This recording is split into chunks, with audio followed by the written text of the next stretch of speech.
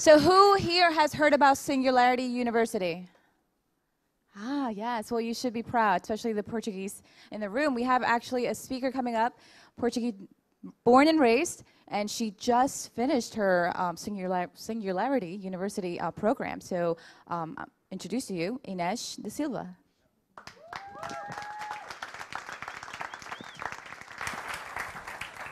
So hello, everyone. It's really great pleasure to be here. Thank you, Cynthia. Thank you, Andre. And thank you, Betty, for inviting me.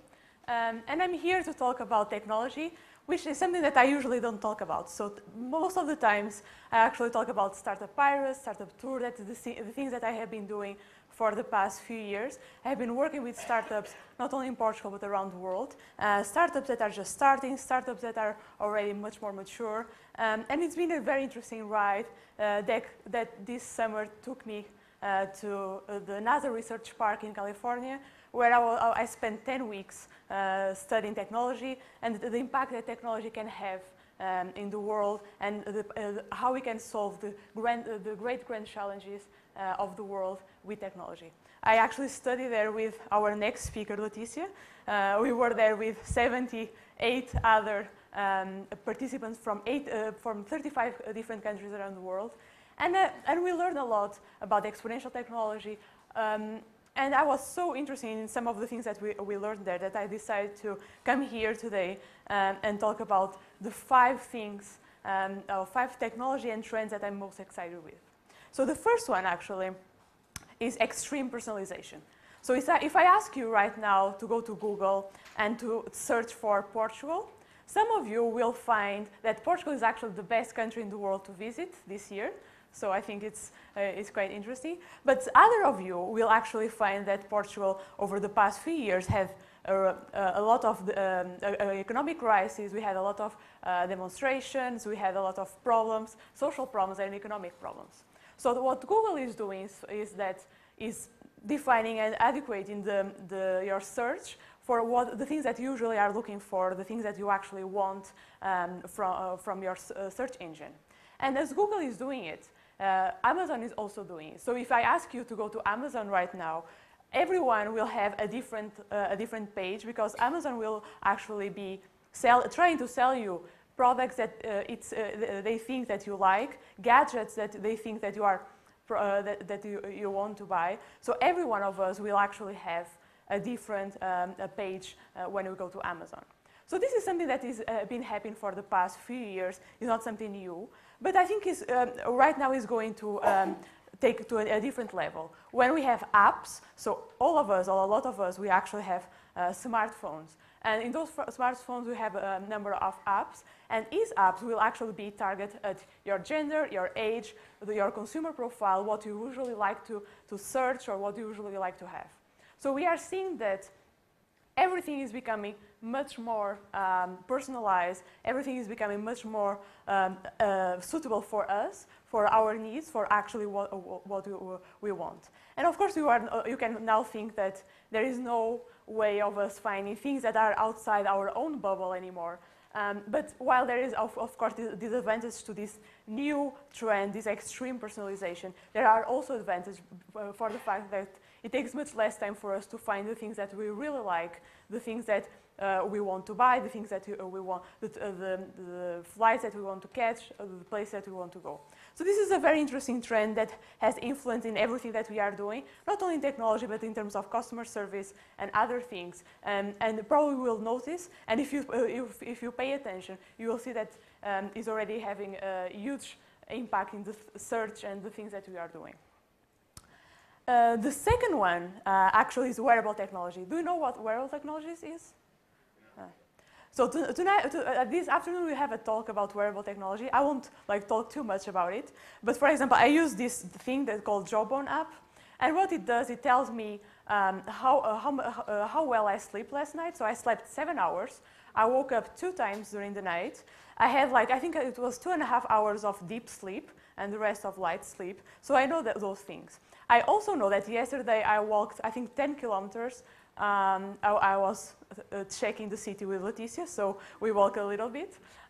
So I know that how much I walked, how many steps I took, and I know a few things about myself. And of course, right now, this is just because I want to know these things, because it's fun. But in the future, when when everyone will have something like this, it will not only give you how much you walked and how well you slept, but also your heartbeat, your temperature, and other things that can be very helpful to prevent heart attacks and other diseases. So we'll see that while wearable technologies right now is just for the geeky ones that really like these things, we'll see that more and more people will start using wearable technology, not only like wristbands like this one, but also in clothes, in other devices that will tell us a lot about ourselves and will help us improve our health and prevent diseases in the future. I think this afternoon, Linda will give you a lot more options of things that you can do with these things. The third trend and technology that I'm very excited about is actually the makers movement. Anyone know what the makers movement is? Okay. There's a few interesting people that are interested in this. So right now, around the world, there are people that are coming together and are doing things themselves. It's a mixture of the do-it-yourself movement, but it's taking huge proportions. Right now, there are big fairs, the maker fairs in New York, in Rome, and other cities, and we are seeing more people building their own stuff. A lot of hardware stuff. So while over the past few years we have seen the software was eating the world, as Mark Anderson said. Actually, right now, what is happening, we see a lot of more people being interested in the hardware, and a lot of startups are born with a hardware focus, and we are seeing people like building stuff on their own kits that are building their own stuff. And for example, the 3D printers that are quite well known right now are going to enable us to do much more things, because right now we can print everything that we can design, everything from plastic to silver to gold to anything that you can imagine. So imagine what we can do in terms of education, in terms of health, and other fields where we can print things that you can use and or print things that you can with who you can play. For example, when I was at Singularity University, there was a company there that I found very interesting. The name is Made in Space, and what they are doing is like build 3D printers for space. It seems, I'm not sure, but it seems like 90% of all the parts that are in the International Space Station are actually spare parts. So imagine that instead of having all these spare parts in there, you can actually print them while you are in space. So you can save a lot of money, and also you can print on demand while you are in space and solve any problem or almost any problem that you have. So it's very interesting to see like how this is going to change the way the manufacturing and all the things that we can do. Now, this is crowdfunding. So for you say like, oh, crowdfunding is so 2012. And it is in some aspects because Kickstarter was already used last year. But right now we are seeing a change because governments are actually paying attention to crowdfunding. So in the US, they actually approved the Jobs Act that is regulating the crowdfunding, allowing companies or investors to invest in companies, take equity in a crowdfunding model. In Europe, something similar is happening, and we will see more and more organizations using crowdfunding to finance themselves. And if you look at the crowdfunding, it's like the last frontier for the democratization of capital. So anyone right now can just have an idea, they put a nice video online and ask the world for money to produce that product. And of course, like the market has to say like if they like the product, if they don't like the product.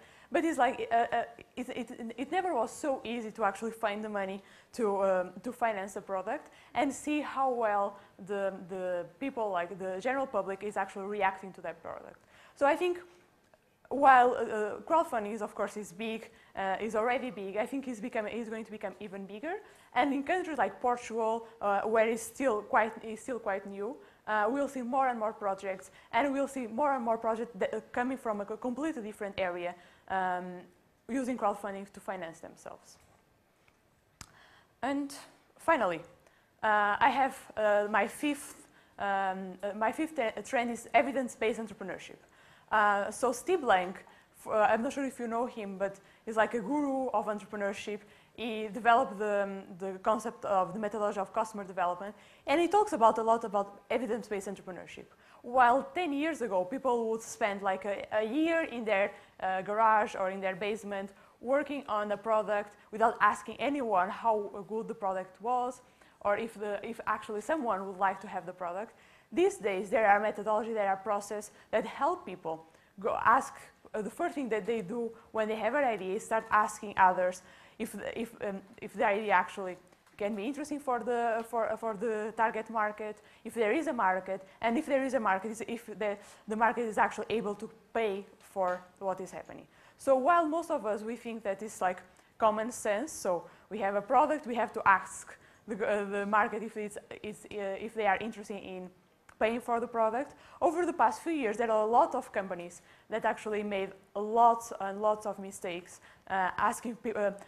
These companies actually got funding, they start working, and then they couldn't sell to anyone because no one actually wanted the product. There is one that is particularly interesting. I don't remember the name of the company, but it was in the US. So before the dot-com bubble, they realized that, for example, instead of you going to a supermarket, the supermarket could send everything to your house. So what they started building was warehouses where they could put all the products, and you could go online, buy the products, and they could send the products to your house. They had 900 million in investment, and they closed the company without selling anything, basically because no one actually was interested in that kind of product, and the product was not suitable for the market and what the target customer wants. So this is very interesting. It is not, I think we are going to see more and more people building apps, building websites, building products that are specifically for what companies want and for what customers want. Before jumping into building a website, people will ask consumers if this is something that they want. There is a very interesting book called The Mom Test, where if you ask your mother, so is this something that you want, they always will say yes, because they don't want you to feel sad. But if you ask them like what kind of products do they use, how they interact with the products, you'll see there is a lot of truth in what they are saying, and you can actually get good insights. So this is me. You can contact me whenever you want, and I'm happy to be here. Thank you.